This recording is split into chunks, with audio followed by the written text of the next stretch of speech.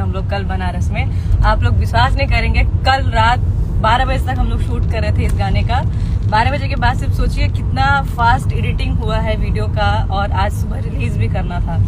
तो काफी ज्यादा मेहनत की है सब लोग, और अखिलेश सर, कल्लू सर, हम लोग बहुत मेहनत की है इस गाने के पीछे। और गाना वाकई में काफी ज्यादा अच्छा है। और आप लोग बताइए, आप लोगों को कैसा लगा? कमेंट में बताइए, बहुत सारा प्यार दीजिए। कहाँ होली खेल रही हो बेब? कहीं नहीं डार्लिंग, अभी तो यही है। बस होली का गाना रिलीज हुआ है तो सोचे आप लोग को भी बताएं कि हाँ भाई मेरा गाना रिलीज हुआ, इतना बढ़िया। हम लोग इतना मेहनत करके शूट किए उस गाने को। तो जो लोग नहीं सुने हैं जाके सुनिए प्लीज उस गाने को, और ढेर सारा प्यार दीजिए, और रील बनाइए, स्टोरी में मेंशन कीजिए, मुझे कोलैबोरेशन कीजिए, मैं सबका एक्सेप्ट करूंगी और मेंशन बैक करूंगी।